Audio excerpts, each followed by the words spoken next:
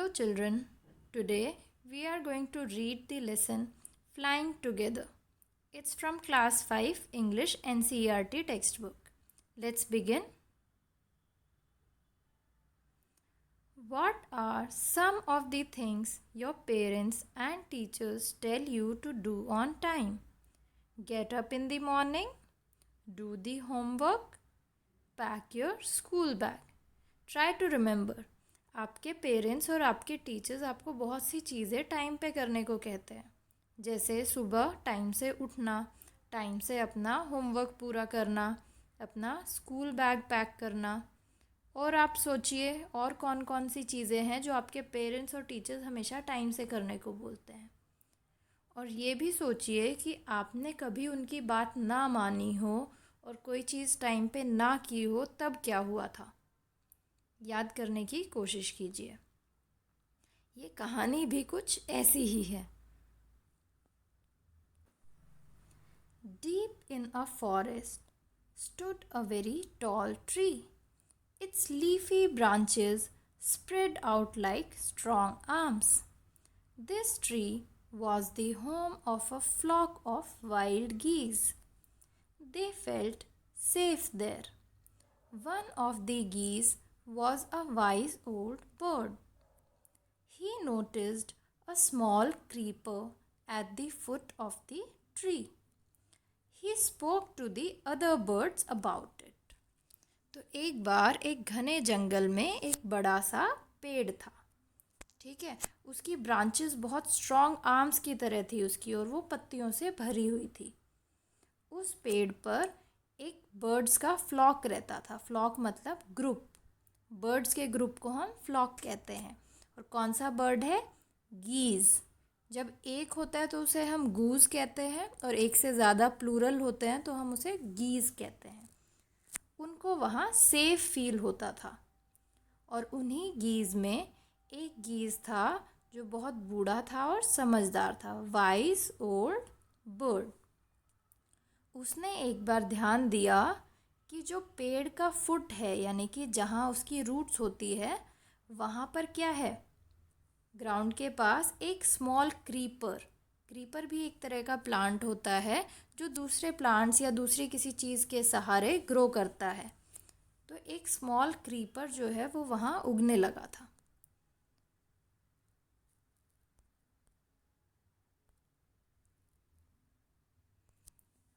Do you see that creeper? He said to them. Let us destroy it. Why must we destroy it? Asked the geese in surprise. It is so small. What harm can it do? My friends, replied the wise old bird, that little creeper will soon grow. As it creeps up this tree, it will become thick and strong. What of that? Asked the geese. What harm can a creeper do us? Don't you see? Replied the wise bird. With the help of that creeper, it will be possible for someone to climb this tree. A hunter can come up and kill us all.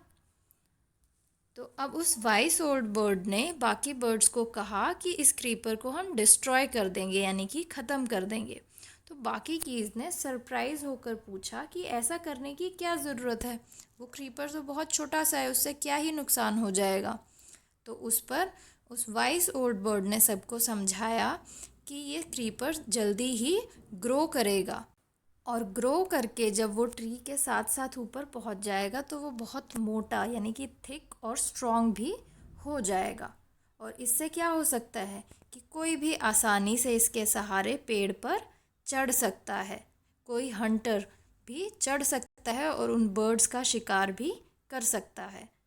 तो इसीलिए उस vice old bird ने suggest किया कि उस creeper को अभी destroy कर दिया जाए।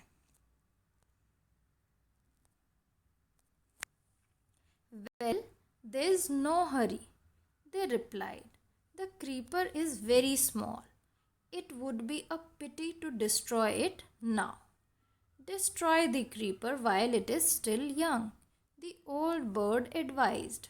Now it is tender and you can cut it easily. Later, it will become hard and you will not be able to cut it. We'll see, answered the birds. But they did not destroy the creeper.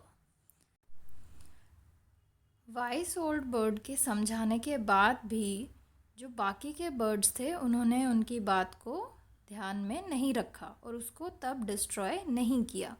Vice old bird ने उन्हें advice भी किया कि अभी ये छोटा है, soft है, टेंडर है, इसको काटना आसान है और बाद में जब ये ग्रो कर जाएगा तो ये थिक और स्ट्रॉन्ग हो जाएगा, तब हम इसे नहीं काट पाएंगे।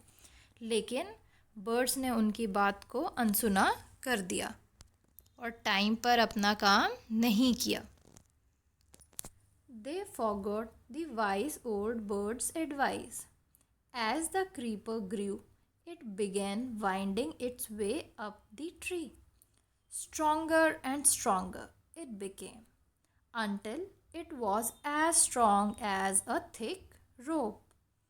One morning, when the geese had gone out in search of food, a hunter came to the forest.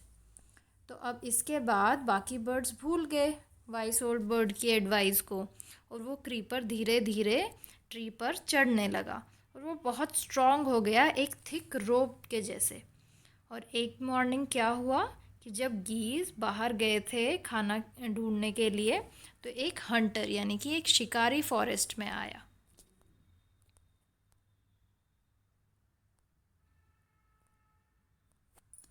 So, this is where the wild geese live, he said to himself. When they come back in the evening, I shall catch them. The hunter climbed up the tree with the help of the creeper. He got to the top and spread his net there. Then he climbed down and went away. In the evening, the geese returned home. They did not notice the net. As they flew into the tree, they were trapped. They struggled hard to get out but could not. Help! Help! Cried the geese. We are caught in the hunter's net. Oh, what shall we do? तो अब क्या हुआ? उस creeper की help से Hunter ने पेड़ पर चढ़कर जाल बिछा दिया था और उसने सोचा कि वो नेक्स्ट इवनिंग आकर वो बर्ड्स को लेकर जाएगा। अब क्या हुआ? शाम को सारे बर्ड्स आए और वो आकर नेट में फंस गए। उन्होंने बहुत कोशिश की निकलने की, लेकिन वो नहीं निकल पाए। फिर वो हेल्प हेल्प चिल्लाने लगे और उन्हें समझ नहीं आ रहा था कि अब अपनी जान बचाने के लिए क्या किया जाए। Don't make a fuss now, said the wise old bird. Long ago I told you to destroy the creeper, but you did not. Now see what has happened. Tomorrow morning the hunter will come back and kill us all. We were foolish, wept the birds. We are very sorry we did not listen to you. Please tell us what to do. अब vice old bird ने उन्हें समझाया कि अब ज़्यादा शोर मचाने की ज़रूरत नहीं है। उसने उन्हें याद दिलाया कि मैंने तुम्हें बहुत पहले बोला था कि क्रीपर को डिस्ट्रॉय कर दो, लेकिन तुमने टाइम से वो काम नहीं किया, तो अब देखो क्या हो गया है। अब मॉर्निंग में हंटर आएगा और सबको मार देगा। तो सारे बर्ड्स रोने लगे। यहाँ वेप्ट लिखा है। Wept is past tense of weep. Weep मतलब रोना।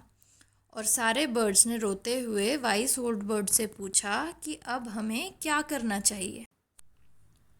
Then listen carefully, replied the wise bird.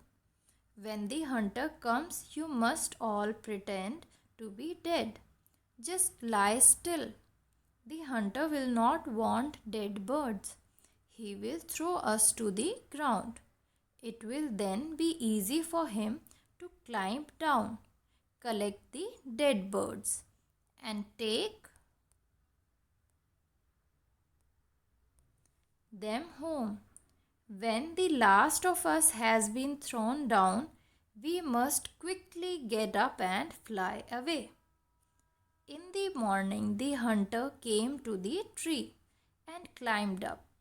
He looked at the geese in the net. They are all dead, he muttered to himself. तो vice old bird ने क्या तरकीब निकाली? उसने सभी birds को समझाया कि जब सुबह हंटर आएगा तो सारे बर्ड्स को बिना हिले ऐसे प्रिटेंड करना है कि जैसे वो सब मरे हुए हैं, और हंटर को मरे हुए बर्ड्स नहीं चाहिए होंगे, तो वो एक एक करके बर्ड्स को नीचे फेंक देगा और उसके लिए फिर आसान हो जाएगा कि वो नीचे से बर्ड्स को कलेक्ट करके ले जाए।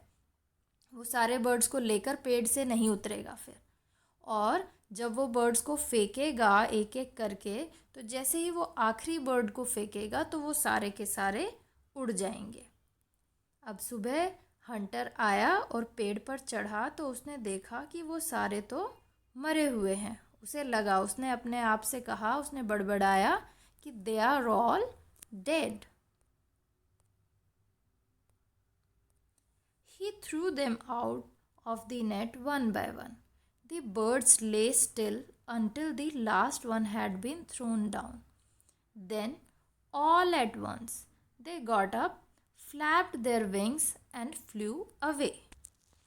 और जैसा कि उन्होंने प्लान किया था कि जब एक एक करके वो सारे बर्ड्स को नीचे फेंक देगा तब वो सारे उड़ जाएंगे, तो बर्ड्स ने बिल्कुल ऐसा ही किया।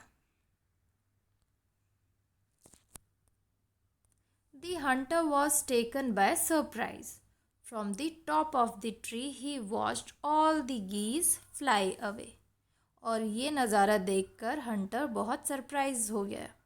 उसने देखा कि सारे गीज उसके सामने से उड़ गए हैं।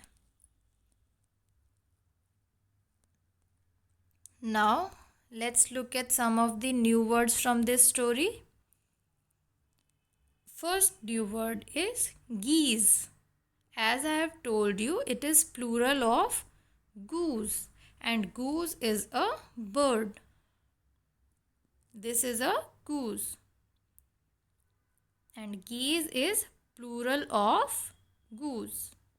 It is a large web-footed bird. Its foot looks like a web. Flock.